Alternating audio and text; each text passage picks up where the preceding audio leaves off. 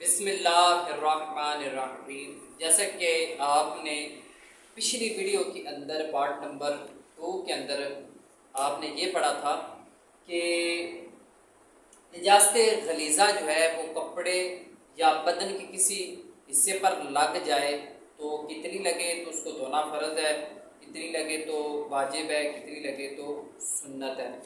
उसके अंदर हमने एक लफ्ज़ बार बार ही सुना था, 3 सूरतें बनी थी तो उसमें यही लफ्ज़ आ रहा था, 1 दिरहम के बराबर, 1 दिरहम से कम, 1 दिरहम से ज़्यादा। तो अब इस 1 दिरहम को समझना भी ज़रूरी है। आइए हम आज की वीडियो में ये समझते हैं 1 दिरहम से क्या मुराद है। क्या ये वो रुपए पैसे जो होते हैं, दिरहम दिनार, सोने चांदी के सिक्के, क्या उससे ये मुराद है? यहाँ वो मुराद नहीं है।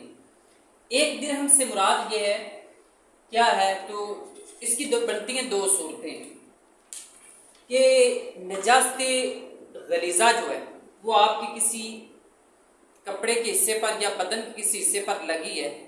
तो अब देखना ये है कि जो निजास्त गलीज़ा लगी है वो गाढ़ी निजास्त लगी है या पतली निजास्त लगी है।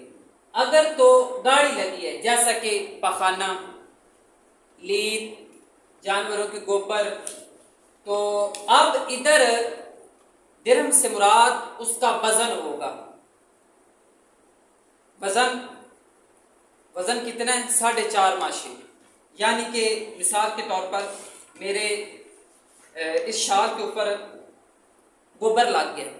अब मैंने गोबर को देखना है कि वो कितना उसका वजन बनता है। अगर तो 1 दिरहम बनता है, मतलब 4.5 माशी बन रहा है उसका वजन, तो अब इसको 1 दिरहम समझा जाएगा।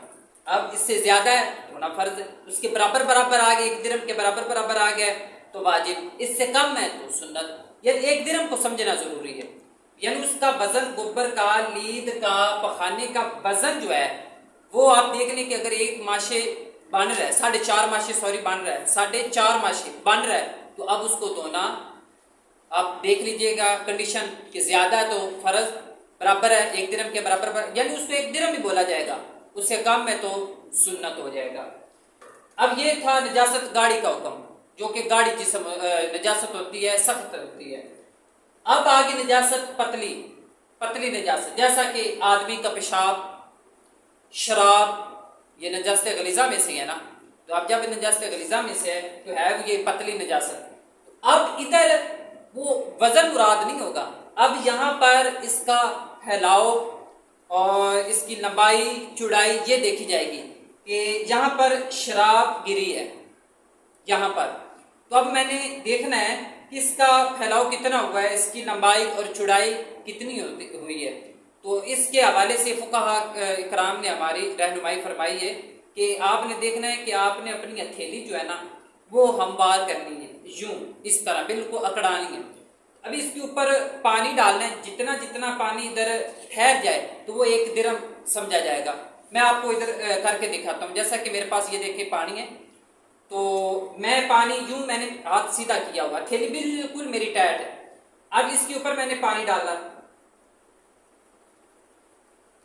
अब देखें ये जितना पानी ठहरेगा, ये इतना पानी ठहरेगा हथेली के दरमियान में, जितना पानी ठहरेगा उसको 1 दिरहम समझा जाएगा। तो इतनी मिकदार में जितना ये पानी फैला है, इतनी मिकदार में अगर पेशाब कपड़े पर लग गया, शराब कपड़े पर लग गई है, या फिर बदन के किसी हिस्से पर लग गया, उसको 1 दिरहम समझा जाएगा।